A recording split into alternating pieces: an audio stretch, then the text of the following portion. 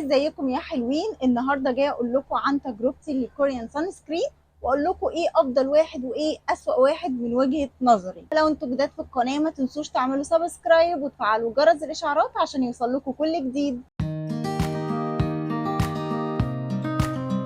من ناحيه الكوريان سان سكرين انا عارفه ان الاسعارهم مش قليله، بس بالنسبه للبرودكت التانية اللي هي المستورده بجد اسعارها اوفر قوي. بس الكوريان سان سكرين على قد ما هم غاليين، بس زي ما بيقولوا ايه، فلوس على قد الخدمه، يعني اتنين يساوي واحد، يعني هتدفع هتاخد فعلا حاجه تستاهل. وعايزه اقول لكم برضو ان الحاجات التانية طبعا مش وحشه، حلوه. بس انا بالنسبه لي الفتره ديت فضلت الكوريان سان سكرين اولا علشان المقاطعه، فده بديل حلو قوي، وكمان اسعارهم كويسه جدا بالنسبه للحاجه اللي بيقدوها لنا، اللي هو الحمايه من اشعه الشمس او الاشعه الفوق البنفسجيه. وخليني اقول لكم واكد عليكم ان السان سكرين مش للصيف بس، ده للشتاء، يعني طول السنه، ملوش علاقه خالص بالصيف او بالشتاء، فيفضل ان احنا نستخدمه طول السنه. وهنلاحظ الفرق جدا في بشرتنا. في فيديوهات كتير جدا على السوشيال ميديا بتاكد الناس اللي بتستخدم السان سكرين على المدى البعيد بشرتهم بتبقى عامله ازاي، والناس اللي ما بتستخدمش سان سكرين على المدى القريب او البعيد برضو بشرتهم بتبقى عامله ازاي. وانصحكم ان انتوا تستخدموا سان سكرين بدري افضل وتحافظوا على بشرتكم، وخصوصا ان العوامل اللي احنا بنتعرض لها دلوقتي في الجو عوامل رهيبه. جوه سان سكرين يعني حتى لو مش هتجيبوا الكورين سان سكرين اللي هقولها، في حاجات كتير اسعارها حلوه برضه، هعمل لكم فيديو ليها تاني.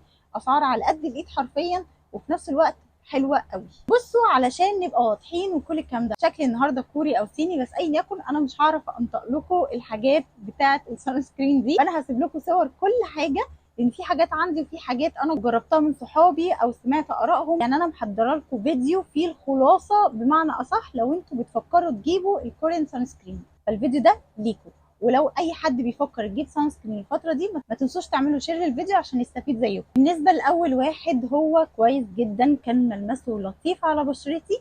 في ناس للاسف ما حبتهوش وفي ناس حبته، انا من الناس اللي هي مش وحش ومش حلو، وممكن اجيبه واستخدمه عادي جدا. بالنسبه لتاني سان سكرين، انا بالنسبه لي للاسف ما حبيتهوش، وتقريبا ده اكتر واحد في كوريان سان سكرين اللي انا مش حبيته، علشان حسيته تقيل قوي على البشره، وبالبشره بتاخد وقت عقبال ما بتمتصه. وطبعا دي مش اي حد بيحبها، مش عارفه هل المشكله في بشرتي انا، ممكن يكون في ناس تانية حبته، بس انا بتكلم برضو، خليني افكركم ان الريفيو ده عن تجربتي ومن وجهه نظري. فانا بالنسبه لي ما حبيتهوش، بس من ناحيه الحمايه فهو بجد 10 اوف 10، يعني مفيش كلام في الموضوع ده ومفيش مجادله او نقاش في الحوار ده، هو 10 اوف 10 من ناحيه الحمايه بتاعته. اما ده بقى يا جماعه فده دخل قلبي بسرعه، ده افضل سان سكرين في 2024 من ناحيه كورين سان سكرين، بجد 10 اوف 10. اي حد بيفكر يجيب سان سكرين انصحه ان هو يجيب ده. سعره حلو، يعني انا مش عايزه اقول اسعار في الفيديو برضه عشان محدش يتخض. سعره حلو وخفيف جدا على البشره، ملمسه كريمي، يعني بصوا استنى اوريكم.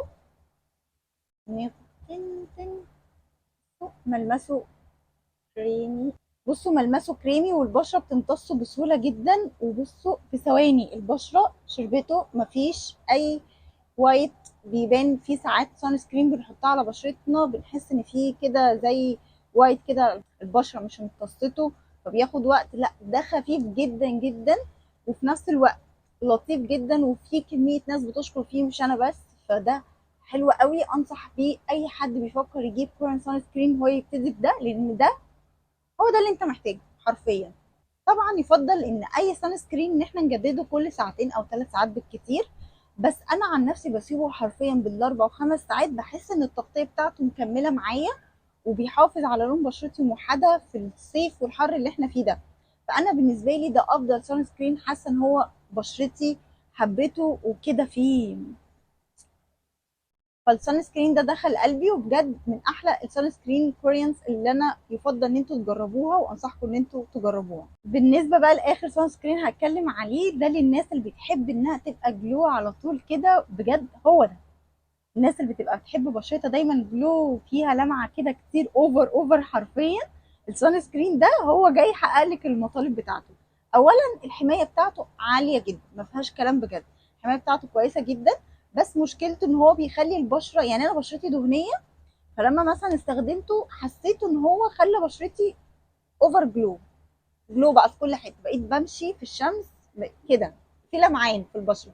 على فكره في ناس بتحب كده قوي، بس انا مش بحب الطريقه الاوفر قوي بتاعه الجلو دي، بس هي حلوه مش وحشه. فالناس اللي بتحب تبقى بشرتها جلو انصحكم ان انتوا تجربوا السان سكرين ده. وده كان ريفيو خفيف وبسيط للكوريان سان سكرين. اتمنى يكون الفيديو عجبكم. ما تنسوش تعملوا لايك تحت عشان اللايك ده بيفرق معايا جدا وبيشجعني ان انا ارجع اعمل لكم فيديوهات تانية كتير.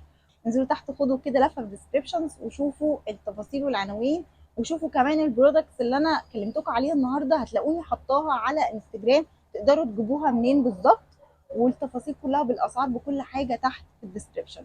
اشوفكم الفيديو اللي جاي. باي باي.